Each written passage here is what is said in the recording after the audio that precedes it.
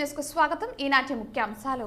గంగవరం మండలానికి చెందిన పలువురు వైకాపా నేతలు శనివారం మాజీ మంత్రి అమర్నాథ్ రెడ్డి సమక్షంలో టీడీపీ జనసేన తీర్థం పుచ్చుకున్నారు. రైల్వే కోడూరు నియోజకవర్గంలో మంత్రి పెద్దిరెడ్డి రామచంద్రారెడ్డి పర్యటించారు. ఎన్నికల ప్రచారంలో భాగంగా కార్యకర్తల ఆత్మీయ సమావేశంలో మంత్రి పాల్గొన్నారు. పెద్ద పంచాని మండలం కత్తార్లపల్లి గ్రామానికి చెందిన తెలుగుదేశం పార్టీ వారికి ఎమ్మెల్యే వెంకటేగౌడ కండువా కప్పి వైఎస్ఆర్సీపీలోకి ఆహ్వానించారు. పలమనేరు పట్టణానికి చెందిన పలువురు ప్రముఖులు మాజీ ముఖ్యమంత్రి తెలుగుదేశం పార్టీ జాతీయ అధ్యక్షులు నారా చంద్రబాబు నాయుడు సమక్షంలో తెలుగుదేశం పార్టీలో చేరారు.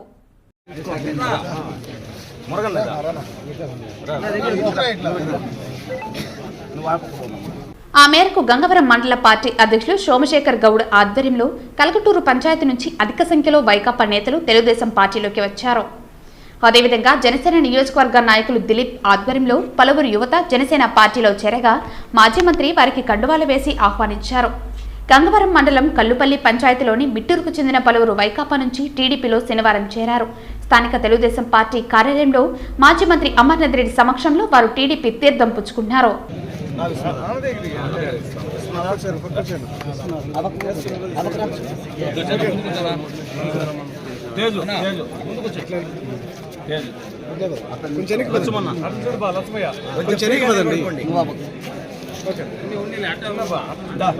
చిన్నరెడ్డప్ప కొంచెం ఫ్రీగా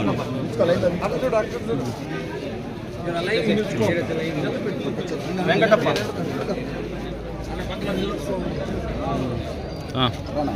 సోమా మురళి నాయకత్వం అమరన్న నాయకత్వం అమరన్న నాయకత్వం సైకిల్ గుర్తుకే సైకిల్ గుర్తుకే సైకిల్ గుర్తుకే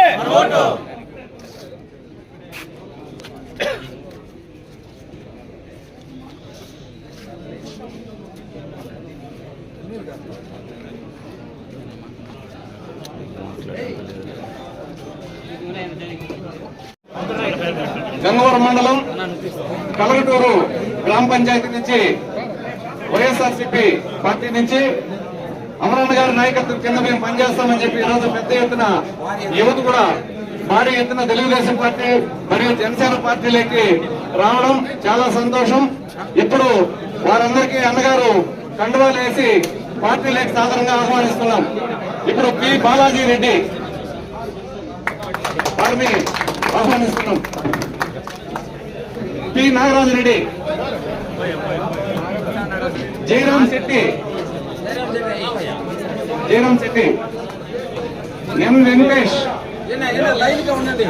వెంకటేష్, వెంకటేష్ అమ్మ,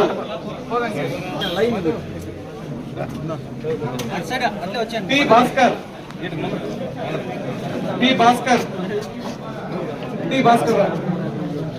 C Lakshminarayana,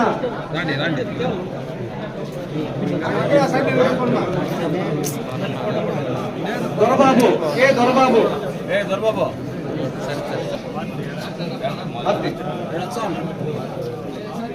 K Lokesh, P Harish, A Nagaraja, K Bhanuprakash,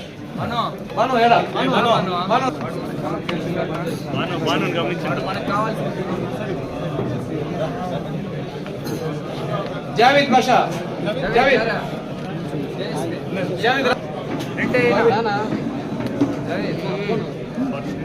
Babajan,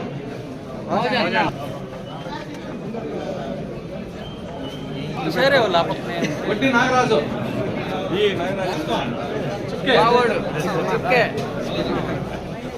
Manoj JSP, C Mahesh JSP, N Manohar, D Reddappa,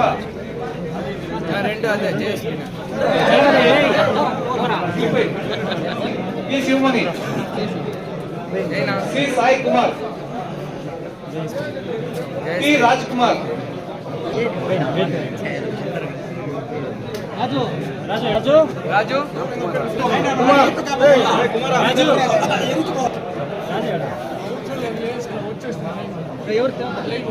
ఈరోజు వైఎస్ఆర్సీపీ నుంచి ఇంత పెద్ద ఎత్తున యువత తెలుగుదేశం పార్టీలోకి రావడం మరియు జనసేన పార్టీలోకి రావడం చాలా సంతోషం. ఈరోజు మీ అందరి సహకారంతో రేపు రాబోయే ఎలక్షన్ లో తెలుగుదేశం జనసేన ఉమ్మడి అభ్యర్థి అయిన మన అమరన్న గారి గెలుపుకి మేమందరం కష్టపడి పనిచేసి కమలటూరు పంచాయతీతో పాటు గన్నవరం మండలంలో మంచి మెజార్టీ రావడానికి సహకరిస్తామని వచ్చిన యువతనందరినీ కూడా గంగవరం మండల తెలుగుదేశం పార్టీ తరఫున మరియు జనసేన తెలుగుదేశం కుటుంబ సభ్యులందరినీ సాదరంగా ఈ రోజు ఆహ్వానించడం జరుగుతోంది.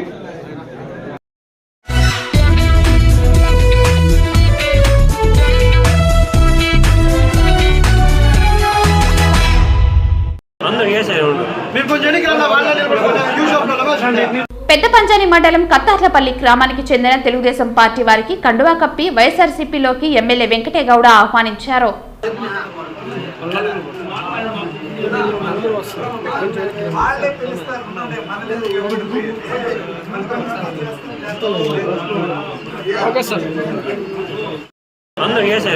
మీరు కొంచెం ఎన్నికల కనపడద్దా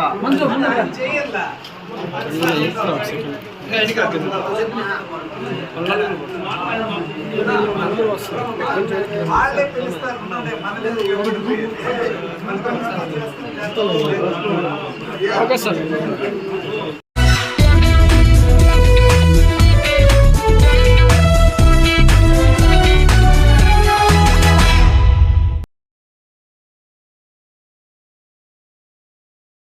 ఆ మేరకు సత్యవేడు నియోజకవర్గంలో జరిగిన కార్యక్రమానికి ఆయన విచ్చేసిన సందర్భంలో హెలిప్యాడ్ వద్ద మాజీ మంత్రి అమర్నాథ్ రెడ్డి ఆధ్వర్యంలో వారు టీడీపీ తీర్థం పుచ్చుకున్నారు.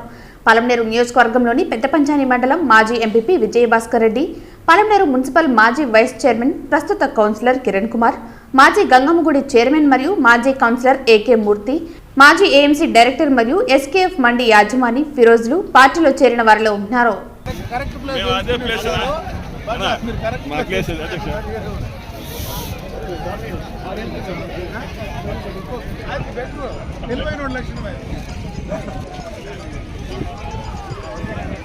వచ్చినట్టున్నాడు ఆపక దిగేసినాడు ఫోటో మాట వీడియో తీస్తాను.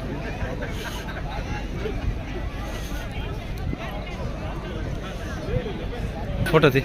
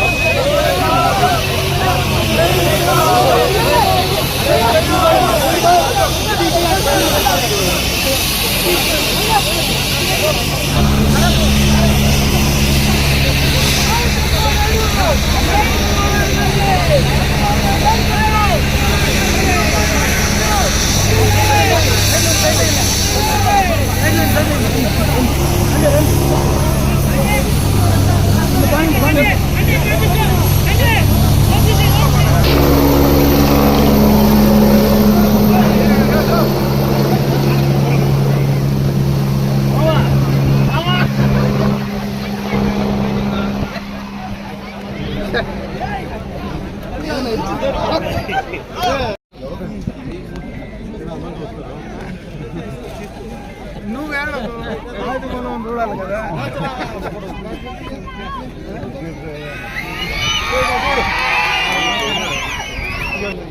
వేసుకోవాలి.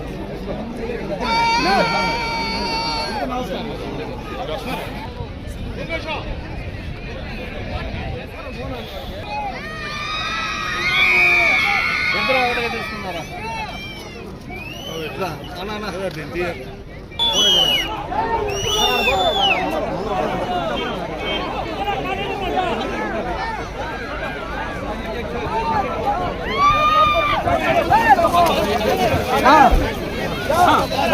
బండి బయలుదేరుతుంటే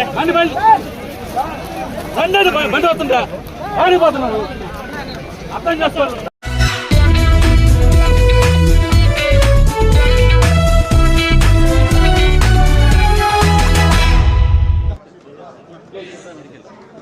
రైల్వే కోడూరు నియోజకవర్గంలో మంత్రి పెద్దిరెడ్డి రామచంద్రారెడ్డి పర్యటించారు. ఎన్నికల ప్రచారంలో భాగంగా కార్యకర్తల ఆత్మీయ సమావేశంలో మంత్రి పాల్గొన్నారు. ఈ కార్యక్రమంలో కోడూరు ఎమ్మెల్యే అభ్యర్థి కోరుముట్ల శ్రీనివాసులు ఇతర ముఖ్య నాయకులు పాల్గొన్నారు. మొదట పెనగలూరు వైఎస్ఆర్ కాంగ్రెస్ పార్టీ కిషోర్ రెడ్డి గారు,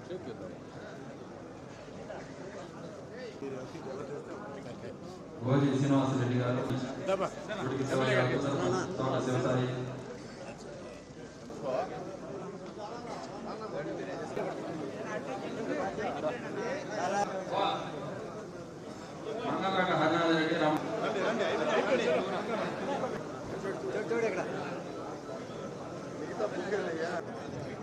ఇప్పుడు సోమరాజపల్లి క్షత్రియ సంఘం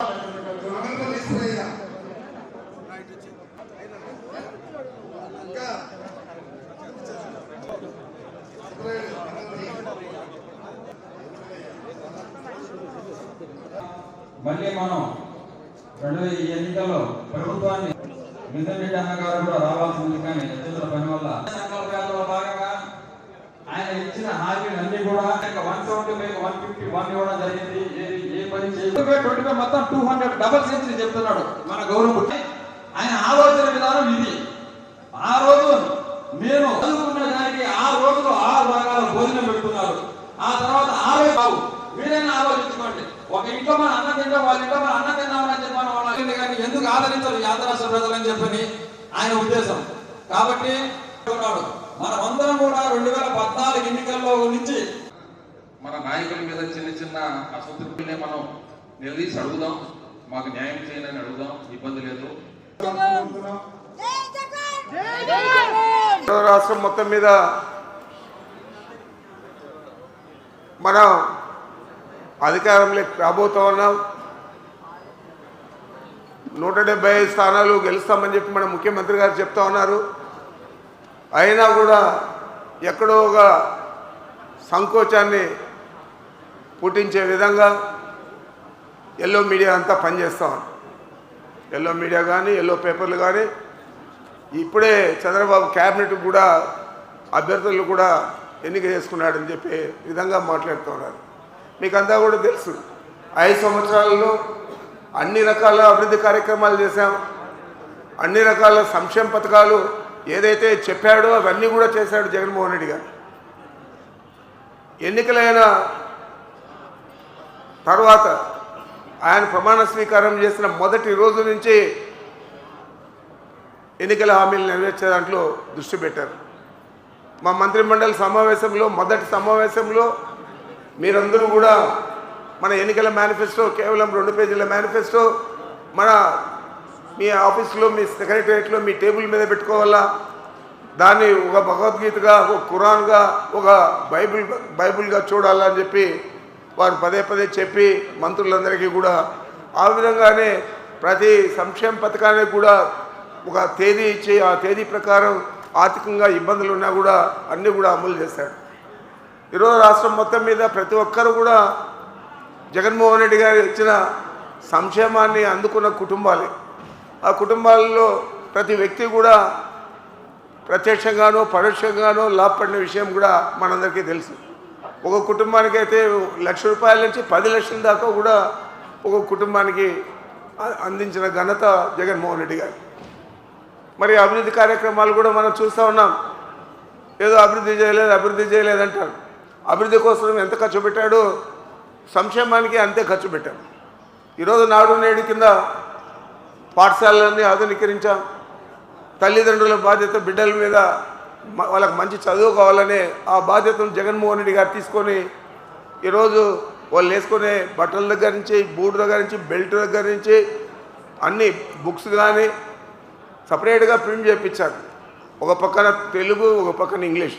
ఎందుకంటే ఇంగ్లీష్ మీడియంలోనే చదవాలా.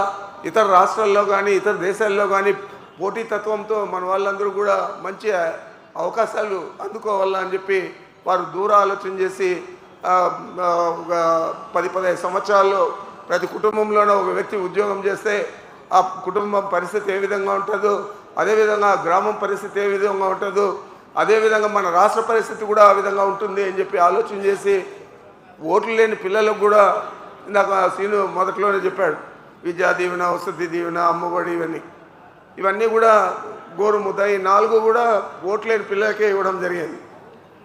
ఎవరైనా ఓట్లు ఉంటే వాళ్ళకి ఏదైనా ఒక సంక్షేమ పథకం ఇస్తే మనకు ఓట్లు వేస్తారనుకుంటారు. ఆ విధంగా కూడా ఆలోచన చేయకుండా పిల్లలందరికీ మంచి చదువు ఇవ్వాలని చెప్పి దాదాపు 27,000 కోట్లు ఈ విద్య మీద ఖర్చు చేయడం జరిగింది. అదేవిధంగా ప్రతి జిల్లా కూడా ఒక మెడికల్ కాలేజ్ ఉండాలా. మనం 26 జిల్లాలు చేశాము ఇప్పుడు. మరి ప్రతి జిల్లాలో కూడా మెడికల్ కాలేజ్ కావాలని చెప్పి ఈరోజు ఆయన ఒక సంతకంతో 17 మెడికల్ కాలేజీలు ఇచ్చాడు. మనకున్న 9 మెడికల్ కాలేజీలు గవర్నమెంట్ మెడికల్ కాలేజీలు పోను ఈరోజు మళ్ళీ 17 మెడికల్ కాలేజీలు ఇచ్చాడు. 17 మెడికల్ కాలేజీలు అంటే వాటికి అనుబంధంగా హాస్పిటల్స్, 53,000 మందిని డాక్టర్లను, నర్సులను, పారామెడికల్ స్టాఫ్ను అంతా కూడా పర్మనెంట్ ఉద్యోగులుగా అపాయింట్ చేయడం జరిగింది. మరి పాలనంతా కూడా మన ఊర్లోకే రావాలని చెప్పి నేను అప్పుడు పంచాయతీరాజ్ మంత్రిగా ఉన్నాను. దాదాపు 15,600 సచివాలయ వార్డు సచివాలయాలు, గ్రామ సచివాలయాలు, పర్మనెంట్ బిల్డింగులు కట్టాను ప్రతి 2,000 జనాభాకు. ఇక్కడైతే ఇంకా తక్కువ జనాభాకు కూడా సీనివాడి అన్నీ కూడా ఇచ్చాను. మరి రైతుల కోసం రైతు భరోసా కేంద్రాలు కట్టాం, ఆరోగ్య క్లినిక్లు కట్టాం, బల్క్ మిల్క్ సిల్లింగ్ సెంటర్స్ కట్టాం. మరి ఇవన్నీ కూడా అభివృద్ధే కదా అని అడుగుతా ఉన్నాను. ఇంత ఇన్ఫ్రాస్ట్రక్చర్ చదువులకు కాంపిటేటివ్గా ఉంటుందన్న కాంగ్రెస్ పార్టీకి ఊపిరి పోసాడు రాజశేఖర రెడ్డి గారు. రాజశేఖర రెడ్డి గారు కుమారుడు అవుతాడు అనుకున్నాం. మరి ఆయన ఒక సమావేశం ఏర్పాటు చేశాడు వాళ్ళ ఊర్లో. అప్పుడు కేంద్ర హోంమంత్రిగా ఉన్న చిదంబరాన్ని పిలిచి, మరి చిదంబరంతో ఏం ఒప్పందం కుదుర్చుకున్నాడో మరి మనకి తెలియంది ఏం జరిగిందో మనకు తెలియదు. మరి ఈయన తీసుకొచ్చి ముఖ్యమంత్రిగా పెట్టారు. మరి ఎవరైనా అనుకున్నారా ఈ రాష్ట్ర ప్రజలు కానీ, మేమంతా శాసనసభ్యులుగా ఉన్నాం, మేము శాసనసభ్యులు కానీ ఎవరైనా అనుకున్నారా? ఎవరు కూడా అనుకోలేదు. ఈడెట్లు వచ్చాడో బాగా అనుకున్నాం. నేను ఆ రోజే స్టేట్మెంట్ ఇచ్చాను, ఈ ప్రభుత్వం ఉండదు, 6 నెలలకే దిగిపోతాడు వాడు అదృష్టం బాగుండి ఈ సమైక్య ఆంధ్ర, సపరేట్ ఆంధ్ర అని చెప్పి తెలంగాణ వాళ్ళు ఉద్యమం, మడికడ ఉద్యమం వస్తే అట్లే గడిపేస్తాడు. ఒక రాయి పెట్టుకునేది బెర్లిన్ స్టోన్. ఇది బెర్లిన్ అంటే బెర్లిన్ నగరం విడిపోయే విధంగా గోడ కట్టి విడగొట్టారు. మళ్ళా అందరూ కూడా ఒకటయి మనం యునైటెడ్గా ఉండాలని ఆ బెర్లిన్ గోడను పగలు కొడితే ఆ పగలు కొట్టిన గోడలు ఇది బెర్లిన్ స్టోను, ఈ విధంగా నేను చేస్తానని చెప్పాడు. ఏం చేశాడు? ఆడు ఒప్పుకొని వచ్చాడు, పార్టీ పెట్టిన జగన్మోహన్ రెడ్డి గారిని అని చెప్పి మరి అరెస్ట్ చేస్తా అన్నాడు, చేశాడు. 16 నెలలు జైల్లో పెట్టాడు. అదేవిధంగా మన రాష్ట్రం విడిపోయేదానికి సహకరిస్తానన్నాడు, అదేవిధంగా సహకరించాడు. కాంగ్రెస్ పార్టీని పూర్తిగా భూస్థాపితం చేశాడు. అదో మంచి పని చేశాడు. మనకు అందరూ కూడా కాంగ్రెస్ వాళ్ళందరూ కూడా జగన్మోహన్ రెడ్డి గారి వెంట నడిచే విధంగా భూస్థాపితం చేశాడు. ఆ దెబ్బ భారతదేశంలోనే కాంగ్రెస్ పార్టీ పరిస్థితి అధోగతి అయిపోయింది. మరి ఇలాంటి వ్యక్తి ఇక్కడ పోటీ చేస్తూ ఉన్నాడు. ఇలాంటి వ్యక్తి ఇతను గీత గీసుకొని ఆయన నియోజకవర్గంలో మాత్రమే రోడ్లు వేసుకునేవాడు. అన్ని అభివృద్ధి కార్యక్రమాలు చేశాడు. పక్క నియోజకవర్గాలు మా ఉంటే అక్కడ రోడ్డు ఏం లేదు. ఇవన్నీ ఇప్పుడు చేస్తాం మనం. ఈ 5 ఏళ్లలో అవన్నీ ఇప్పుడు చేశాం. మరి అంత నీచమైన మనస్తత్వం ఉన్న వ్యక్తి, అంత కుట్రపూరితంగా ఉండే వ్యక్తి ఏదైనా ముఖ్యమంత్రి అంటే ఒక రాష్ట్రానికి కనీసం ఒక జిల్లా కన్నా ఉండాలి కదా. రెండే చంద్రబాబు నాయుడు ఎంతో ఆయన మేలు చంద్రబాబు నాయుడు, ఎందుకంటే కుప్పంను అభివృద్ధి చేయలేదు, జిల్లాను అభివృద్ధి చేయలేదు. ఇతను నియోజకవర్గాన్ని మాత్రమే ఒక గుండ్రం గీసుకొని ఇదే అభివృద్ధి చెందాలని, మిగతా వాళ్ళందరూ ఓడిపోవాలని ఉన్నాడు. కడాకి ఏం చేశాడు, పేరు కూడా అదే పెట్టాడు, సమైక్య ఆంధ్ర అని. పార్టీ పెట్టాడు, చెప్పులు మెడకేసుకున్నాడు, పోటీ చేశాడు. ఇంత సిగ్గులేని వ్యక్తి ఇక్కడ పార్లమెంటుకు పోటీ చేస్తూ ఉన్నాడు. మరి ఇతని గురించి అందరికీ కూడా తెలియాలి, అది నీచమైనడా కాదా అని. పోనీ ఊర్లో ఉంటావా, లేదు. ఇంట్లో నుంచి కూడా మీ తమ్ముడు తరిమేసి లాక్కున్నాడు. నీకు ఇల్లు కూడా లేదు, హైదరాబాద్లో ఉన్నావు. ఈరోజు పక్క ఊరికి ప్రయాణానికి పోయినట్లు లగేజ్తో వచ్చావు, రేపు మళ్ళీ లగేజ్ తీసుకొని హైదరాబాద్కి వెళ్తావు. ఎంతమందికి అందుబాటులో ఉంటాడు ఆయన? ఏమి చేయగలుగుతాడు? అంత అసమర్థ ముఖ్యమంత్రి మన రాష్ట్రానికి ఎవరన్నా ఉన్నారా ఇంతకంటే అసమర్థుడు? మరి అన్నీ కూడా ఆలోచన చేయాలా మీరు. ఈరోజు మన శ్రీనివాసులకు కానీ మిథునికి కానీ ఎక్కువ మెజారిటీ ఇస్తూ ఉన్నామంటే అలాంటి వ్యక్తులను, బాగా కుట్రపూరితంగా వ్యవహారం చేసే వ్యక్తులను మనం అణగదొక్కే విధంగా మెజారిటీ ఉండాలి. ఆ విధంగా మనం మెజారిటీ సాధించాలని చెప్పి మీ అందరికీ మనవి చేస్తూ ఉన్నా. తప్పకుండా శ్రీనివాసులకు మేము రికమెండ్ చేయనక్కర్లేదు, ఆయనకు కానీ మిథున్కి కానీ జగన్మోహన్ రెడ్డి గారే రికమెండ్ చేస్తాడు ఏది కావాలన్నా. మేమేదో ఉత్తాభక్తిగా సరే అంటాం అంతే. కాబట్టి ఆయనకు కూడా మంచి భవిష్యత్తు ఉంటుంది. మిథున్ కూడా ఇప్పటికే ప్యానెల్ స్పీకర్గా ఉన్నాడు. పార్లమెంట్లో ఏ విధంగా పనితీరుందో చూశారు మీరు. చాలా రోడ్లన్నీ కూడా తెచ్చాడు మా జిల్లాలో కూడా. మరి ఆ విధంగా ఇద్దరు కూడా పనిచేసే వ్యక్తులు కాబట్టి వీళ్ళిద్దరిని కూడా ఆదరించండి, ఆశీర్వదించండి పెద్దలందరూ. తప్పకుండా వీరిద్దరినీ కూడా మంచి మెజార్టీతో గెలిపించి జగన్మోహన్ రెడ్డి గారికి బహుమతిగా మనం ప్రదానం చేస్తామని చెప్పి మీకు మనవి చేస్తూ నాకు ఈ అవకాశం ఇచ్చిన మీ అందరికీ నమస్కరించుకుంటున్నాను.